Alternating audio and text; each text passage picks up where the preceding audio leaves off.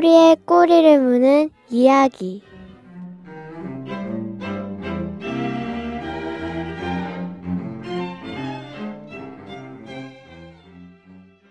애청자 여러분 평안하십니까? 2017 극동방송 가을 개편을 맞아서 새롭게 인사드리는 시간이죠. 꼬리에 꼬리를 무는 이야기를 진행하는 김영보입니다. 꼬리에 꼬리를 무는 이야기. 참으로 생소한 이름이죠. 도대체 뭐가 꼬리를 문다는 것인가? 네, 앞으로 방송을 통해서 확인하시게 됩니다. 저와 함께 방송을 진행하실 분을 소개합니다. 포항공과대학교 엔지니어링대학원의 산학협력교수로 섬기시는 최호진 교수님 나와주셨습니다. 안녕하십니까? 안녕하세요. 교수님, 저희 프로그램 제목이 마음에 드시나요? 아주 흥미로운 제목입니다. 저도 아주 흥미로운데요. 편의상 전체를 부분으로 나눠서 이해하는 경향이 있잖아요. 그렇죠. 예, 세상에는 수많은 분야와 갈래가 생겼습니다. 하지만 진리는 서로 다 통하고 또 연결되어 있는 것 아니겠어요? 정확하십니다. 여호와를 아는 것이 지식의 근본, 그 세상의 원리의 근본이라는 말에 저는 100% 동의합니다. 즐거운 대화를 통해서 융합과 통섭의 시간이 되길 소망합니다. 자연과학과 인문과학, 그리고 인간과 자연의 모습 속에 담겨진 우리 하나님의 숨결을 발견해 보도록 하겠습니다. 너무 거창한가요? 전혀 아닙니다. 지금 소위 4차 산업혁명 시대입니다. 예. 이 융합과 통섭, 전 분야에 걸친 전천후적인 신앙이 필요한 시대입니다. 이분이 누구신가 아마 궁금해 하시는 분들 많으실 텐데 지난 날들을 한번 소개를 좀 해주시면 좋을 것 같아요. 1968년에 대학교 입학을 했습니다. 서울공대 금속과를 입학을 해서 72년에 졸업을 하고 68학번이시군요. 맞습니다. 네. 72년 졸업하고 3년 동안의 군대 생활을 하고 그 다음에 75년에 미국 이민을 가서요. 그 다음에 76년부터 오하이오 스테이트 유니버시티에서 금속공학으로 박사학위를 81년에 마쳤습니다. 네. 그러고 난 다음에 82년 1월에 지금 현재 브리티시 페트롤리움이라는 석유회사, 클리블랜드에 있는 석유회사에서 직장 생활을 시작해서 거의 한 20년 하고는 2000년 1월에 사우디아라비아를 갔습니다. 그리고 거기서 10년 동안에 근무를 하고는 만 60세 되던 해에 정년퇴직을 했습니다. 예. 그리고 나와서 삼성물산 건설 부분에 고문으로 3년 2개월 일을 하고 해외 플랜트 공사, 네. 발전소나 그다음에 공장 원유 채굴이나 이런 데 대한 공장 짓는 것을 쭉 3년 2개월 하고 그다음에 포항공대로 왔습니다. 한국에 들어오신 지 몇 년 되신 건가요? 그러니까 결국 36년 동안 해외에 나가 있다가 지금 7년 차입니다. 한국 생활한 지요. 그러시군요. 음성은 참 젊으신데 지금 연세가 한 어느 정도 되셨나요? 지금 이제 67세입니다. 그러시군요. 예. 이제 70을 바라보시는데 예. 요즘 아무리 100세 시대라고 하더라도 교수님 건강 관리를 너무 잘하셨네요. 제가 좀 젊었을 때는 훨씬 더 젊게 보였는데 지금은 이제 어쩔 수 없이 나이가 있는 것 같습니다. 욕심쟁이세요, 교수님. 네. 뭐 운동을 많이 하십니까? 정기적으로 운동을 하루에 한 1시간 정도 하려고 합니다. 네. 하고 있고요. 앞으로 이 꼬리에 꼬리를 무는 이야기를 통해서 하나님께서 우리에게 허락하신 다양한 분야들에 대해서 교수님과 함께 알아보는 시간을 가져볼 텐데요. 교수님은 그럼 1차적으로 학자시기네요. 공학자. 그렇죠. 그리고 엔지니어로 또 활동을 오래 하셨고 교육자로서 그렇죠. 학생들을 또 지도하고 계시고요. 그렇죠. 예. 지금 사실은 제가 하는 일이 이 해외 공사, 건설 현장에서 일어나는 모든 공장 짓는 일에 필요한 금속 재료 선택이나 부식이나 이런 일을 갖다가 도와주고 있습니다. 예. 특별히 엔지니어들이 교육이 굉장히 많이 필요해요. 그래서 그 일에 제가 집중을 하고 있습니다. 그렇군요. 또 다른 면으로서는 해외에서 오래 사셨잖아요, 교수님께서. 네, 36년 있었습니다. 예. 미국에서 계시다가 그렇죠. 또 중동에 오래 계셨어요? 10년 있었습니다. 네. 어느 나라죠? 사우디아라비아입니다. 네. 외국과 한국을 경험하셨고 또 하나님께서 신앙인으로서도 다양한 이력을 교수님에게 허락하신 것 같은데요. 한번 소개해 주시죠. 저는 27살 될 때까지 원래 교회 문에 들어가 본 적이 없어요. 27살이면 제가 대학원 2해째 예수님을 만났습니다. 예. 그래서 그 전까지는 전혀 관심이 없었어요. 연속적인 어떤 일들이 제 삶 속에 일어났는데 그 삶을 통해서 하나님이 필요했었어요. 네. 최호진 교수님께서 경험하신 것들, 특별히 하나님께서 주신 많은 경험들을 저희가 이 시간을 통해서 하나하나 풀어가는 시간 가져보도록 하겠습니다. 꼬리에 꼬리를 무는 이야기, 오늘 그 첫 시간인데요. 오늘의 주제는 무엇인가요? 예. 오늘의 주제는 이 세상의 가장 중요한 재료인 물입니다. 물이요? 그렇습니다. 오, 단순하면서도 가장 중요한 주제를 잡으셨군요. 그렇습니다.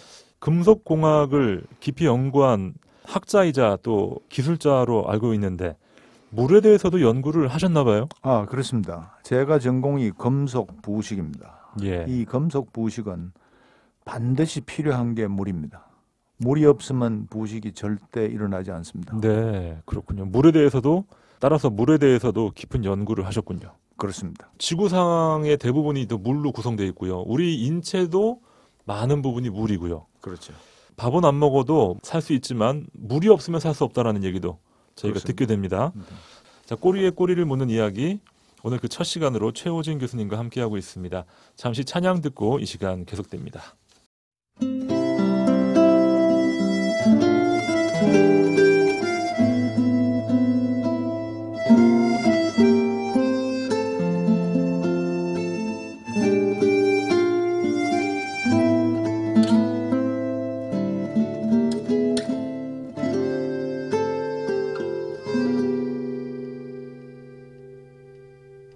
메마른 땅이 비를 기다리듯이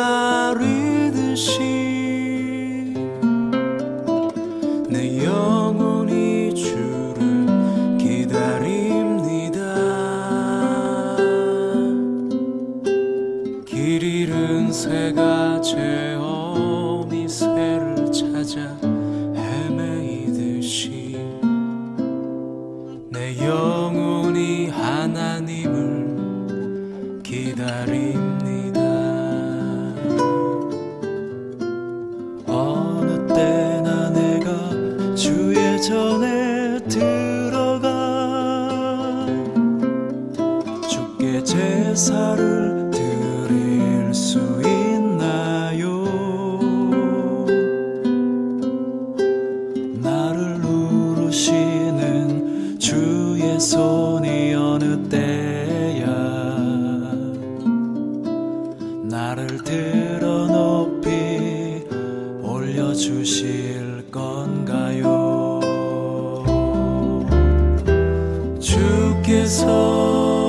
주께서 정하신 그때를 나 잠잠히 기다립니다. 내 영혼의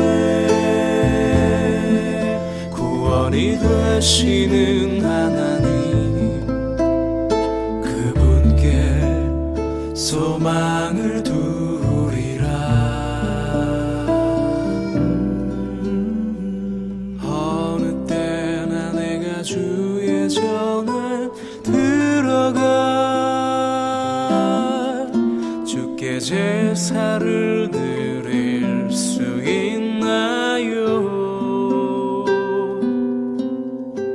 나를 누르시는 주의 손이 어느 때야 나를 들어 높이 올려주실 건가요?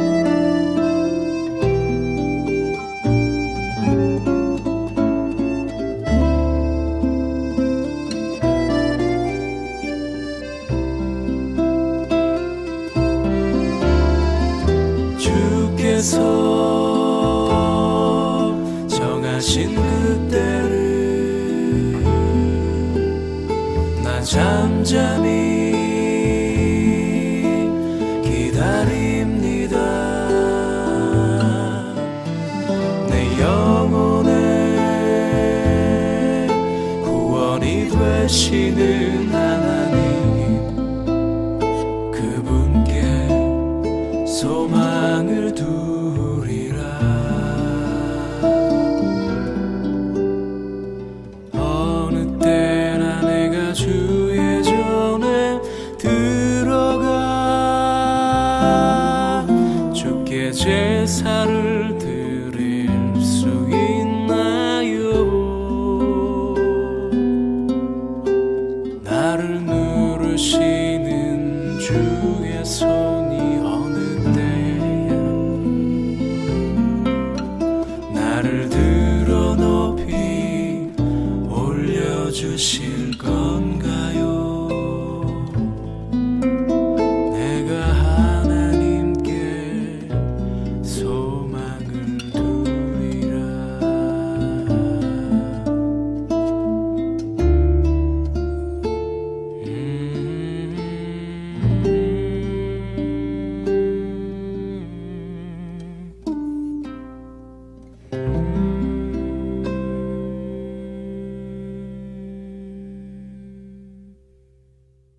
네, 찬양 한 곡 듣고 왔습니다. 꼬리에 꼬리를 무는 이야기. 오늘은 그 첫 시간으로 하나님이 우리에게 주신 최고의 선물, 물에 대해서 이야기 나누고 있습니다. 제가 물을 갖다가 생각하고 있으면 물이 가진 성품이 굉장히 귀한 묵상을 많이 하게 만들어요. 물의 성격 중에 하나, 성질 중에 하나가 밀도가 아주 이상합니다. 밀도가요. 예. 밀도라 하면 저 무게를 부피로 나눈 걸 밀도라 그러잖아요. 잠시만요. 예. 무게를 부피로 예. 나누다. 그 단위 부피당 무게. 무게인 거죠? 그러니까 무게라고 생각하면 네. 좋습니다. 근데 보통 물체는 사실은 온도가 내려가는 것 같으면 밀도가 올라가요. 무거워지는군요. 무거워지죠. 왜냐하면 네. 부피가 이제 쪼그라든다 이래 생각하면 쉽겠죠. 네네. 부피가 줄어들기 때문에 밀도가 올라가게 돼 있어요. 그러니까 무게가 사실은 더 무거워지는 느낌이 되겠죠. 네. 실제 변하지는 않지만 무게는 안 변하지만 부피가 줄어드니까. 네, 단위 부피당 무게가 높아진다. 그렇죠. 좀 무거워지는 느낌인 거죠. 네. 예. 그게 사실은 일반 물체들이 가지고 있는 온도의 변화입니다. 네. 온도가 변화를 시키면 거의 대부분 그래요. 아직도 저는 물 외에 그런 게 있는가를 갖다 계속 찾고 있는 중입니다. 네. 그런데 제가 알고 있는 범위 내에서는 물 외에는 그런 게 잘 네. 없어요. 추우면 쪼그라드니까요. 그렇죠. 그런데 물은 신기한 게 섭씨 4도가 되는 것만 밀도가 가장 높았다가 4도 이하로 더 떨어뜨리는 것만 밀도가 또 작아집니다. 물만요. 물만 그렇다고. 제가 지금 알기로는 물입니다. 혹시 청취자분 중에서 다른 물질이 있으면 저한테 연락해 주시면 감사하겠습니다. 네. 그래서 이 물을 갖다가 생각하면서 그러면 왜 하나님은 물을 갖다가 예외적으로 그렇게 만드셨나? 교수님 지금 하신 얘기가 지금 굉장히 어려운 얘기거든요. 예. 우리 중학교에서 배우는 뭐 물의 비중, 맞습니다. 예, 뭐 이런 것들 이렇게 배우면서 저도 아주 헷갈렸던 기억이 나는데 예, 물이 점점 차가워지면 물이 얼잖아요, 교수님. 그렇죠. 예, 뭐 북극, 남극에 이제 빙하들이 떠다니는데 그 빙하가 그럼 물의 밀도와 관련이 있는 건가요? 그렇죠. 그러니까 예를 들어서 밀도가 보통 물체가 온도가 내려가면서 점점 밀도가 올라간다. 예. 비중이 올라가고 더 무거워지는 느낌이 생기는 것 같으면 물 위에 뜰 수가 없죠. 가라앉아야 가라앉아야 되겠죠. 그렇군요. 네. 그래서 그런 현상이 생기는데 왜 하나님이 그것을 반대로 하셨을까? 예. 사실은 저는 27살 때 예수님을 믿고 난 다음에 제가 참 좋았던 게 뭐고 하면 물론 27살 때까지 교회를 안 갔는 이유도 기독교에 대한 어떤 부정적인 시각이 있었겠죠. 과학에 심취하셨죠. 그렇겠죠.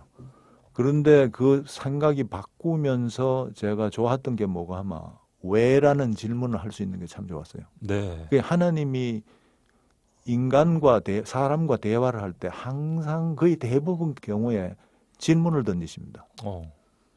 하나님이 예를 들어가 나타나셔가지고 예. 거의 대부분이 질문을 하십니다. 모세한테도 여러 가지 질문을 하신 것 같아요. 아담한테 네가 어디 있노? 이렇게 질문하잖아요. 네. 그러고 에레미야한테 나타나서 네가 뭘 보노? 하나님이 사실은 인간과 대화를 할 때 거의 대부분은 질문이라고 생각하면 좋아요. 그렇군요. 이렇게 질문에 대한 거는 항상 따라오는 게 왜라는 말이거든요. 예. 그래서 우리가 어떤 사건이 있는 것을 갖다가 왜라고 질문을 할 수 있는 건 저는 굉장히 좋다고 생각해요. 물론 이 과학자적인 입장도 있고 어떤 현상이 일어나면 왜 일어났을까 네. 이런 생각이고 마찬가지로 저는 물을 보면서 하나님이 왜 물은 다른 물체하고 다르게 만드셨을까? 아, 그런 질문을 가지셨군요. 네. 멋진데요. 그래서 답을 얻으셨어요, 교수님? 네, 그래서 제가 이렇게 쭉 했는 게 사실은 제가 1977년 오하이오 주립대학원 두 해째에 하나님을 처음 뵙고 난 후에 저에게 생긴 버릇 중에 하나가 묵상입니다. 그래서 지금 한 41년 동안의 묵상의 주제가 좀 여러 가지가 많습니다. 예, 수없이 많은 주제를 네, 묵상하셨겠죠. 그렇죠. 그 중에 하나가 물은 왜 하나님이 그렇게 만드셨을까? 예. 아주 간단한 얘기인데 그게 이제 제가 봐서는 하나님의 성품에 속한 거다 저는 그렇게 생각합니다. 하나님의 성품이요. 예. 하나님의 성품을 얘기하라 하면 아마 쉽게 잡아도 아마 100가지 성경 공부를 좀 하신 분인 것 같으면 100가지도 수없이 많죠. 예. 그 중에 하나가 제가 확대해서 묵상하고 싶은 성품이 바로 공급의 하나님입니다. 공급이요. 공급. 하나님이 공급하신다는 말은 그래서 영어로 provision이라는 말을 쓰거든요. 네. 공급하는 말이. provision이라고 하는 단어는 pro 하는 말과 비데오 하는 말이 합성어다. 예. pro 하는 말은 전에, 사전에 이런 뜻이고 비데오는 우리가 사는 안 봐도 비데오다. 네. 비데오. 프로 비데오니까 먼저 보셨다 이런 얘기죠. 네. 그러니까 우리 믿는 사람들이 무엇이 필요한지를 먼저 아시고 보시고 계획하시고 마침내 준비까지 하셨다. 네. 그런 방대한 뜻이 들어가 있죠. 그러니까 공급이 가능한 거군요. 그렇죠. 그래서 공급이라 하는 말은 굉장히 귀한 말씀이에요. 그리고 하나님의 성품을 아는 것은 굉장히 귀합니다. 제가 사실은 이 묵상을 했다 그러니까 그게 무슨 방대한 다른 주제가 있는 건 사실 아니에요. 네. 묵상의 주제는 하나님은 과연 어떤 분이기 때문에 나를 사랑하시고 어떤 분이기 때문에 나를 훈련을 시키시고 어떤 분이기 때문에 내 삶 속에 부조리한 일을 허락하실까? 그게 관건이에요. 이 방송을 듣는 많은 분들이 그 지점을 묵상하고 계십니다. 자, 오늘 물의 밀도에 대해서 이야기하다가 갑자기 하나님의 성품이 등장했습니다. 네. 어떤 관계가 있어요, 교수님? 항상 이 성경을 보는 눈도 그렇고 과학적인 어떤 문제에 대해서 접근하는 것도 그렇고 만일 그렇지 않으면 어떻게 할까? 그걸 생각해 보면 그 어떤 단서를 또 네. 얻을 수 있거든요. 반대로 가정하는 거죠. 뒤틀어서 만약에 하나님이 물을 갖다가 다른 물체하고 똑같이 만드셨으면 어떤 현상이 일어날까? 예, 어떤 현상이 일어납니까? 겨울에 물이 얼기 시작하는 것 같으면 얼음이 위에 떠야 되는데 보통 우리가 알기로는 그렇죠. 만약에 안 뜨고 밀도가 계속 높아지는 것 같으면 물속에 가라앉겠죠. 얼음이 물보다 무겁기 때문에 가라앉는 거군요. 가라앉아 버리죠. 그러면 가라앉아 버리면 거기에 심각한 문제가 생깁니다. 일단 얼음 위에서 사는 이 펭귄이 문제가 좀 될 것 같은데. 펭귄 저 힘들죠. 하루 종일 물에 떠다녀야 되겠죠. 그러니까요. 그런데 그보다 더 심각한 거는 뭐고 하면 물 속에 사는 생명체입니다. 물 속에 사는 생명체들이 얼음이 내려와 가지고 생명체를 전부 다가 압살을 해버리겠죠. 그러면 죽는 생명체를 만들 이유가 사실 없잖아요. 그럼 하나님 물 속에 물고기를 만드시면 안 된다고. 그렇죠. 근데 물고기를 만들어 놓으시고 첫해 겨울에 다 압살을 시켜버릴 수 있는 것 같으면 그게 공급의 하나님이 아니시란 말이에요. 그러네요. 네. 그래서 여기서 이제 공급의 하나님 그러면 그게 발전해가지고 그러면 내가 마침내 27살 때 하나님을 모르고 부인하다가 하나님을 알게 됐는 것 같으면 나머지 내가 살아있을 동안의 인생에 하나님이 어떤 공급을 해주시나 하나님이 어떤 책임을 져주시나 마태복음 6장 33절에 보면 그 나라와 그 일을 구하라. 그러면 이때까지 얘기하셨던 예수님께서 산상수훈이 얘기하셨던 모든 걸 더해 주신다. 거기에 나오는 게 사실은 우리가 생각하는 공급의 하나님의 결정체죠. 네. 거기에 따라서 우리가 심각하게 고민해 봐야 될 게 과연 이게 사실이냐? 이게 믿을 만한 얘기냐? 과연 예수님이 그러면 2000년 후에 내가 오늘 아들 둘 데리고 있고 내가 나이가 맺히고 몸도 그렇게 좋지 않을 수도 있고 직장이 떨어져 나갈 수도 있는 그런 환경에서 하나님이 공급을 해주시나 네. 안 해주시나 이건 현실감이죠. 음. 그래서 이거에 대한 사실은 대답이 안 나오면 사실은 신앙은 힘이 없어져 버려요. 그렇습니다. 하나님의 성품, 하나님의 공급하심과 물의 밀도. 꼬리에 물을 얘기가 물죠. 예, 이야기가 계속 꼬리에 꼬리를 물고 있는데 하나님께서 창조하신 그 모든 물속의 생물들을 위해서 하나님께서 얼음을 물 위에 띄워주셨다. 야, 이거 참 이게요. 사실은 이 보는 각도에 따라 다르고 물론 여러 가지 얘기가 많이 나올 수 있어요. 안 믿는 분들은 또 이걸 뭐 다른 식으로도 해석할 수 있겠어요. 믿는 사람들 중에서도 이걸 해석을 다르게 할 수도 있고 그렇죠. 여러 가지가 있어요. 예를 들어서 요셉이 말이에요. 한 17세, 8세에 어려운 일을 당했죠. 어려운 일을 당해가지고 감옥에 들어갔지 않습니까? 그래서 30세에 재상이 될 때, 한 12여 년 정도 힘든 일을 구할 때, 힘든 일이 있어가지고 마침내 그 형제들을 보잖아요. 흉년이자가 형제를 만났을 때 하는 얘기가 창세기 45장 5절입니다. 거기 보면 당신들이 나를 이곳에 팔았다고 해서 근심하지 마소서, 한탄하지 마소서. 하나님이 생명을 구원하시려고 나를 당신들보다 먼저 보내셨나이다. 이렇게 얘기하잖아요. 네. 이게 사실은 공급의 하나님의 결정판입니다.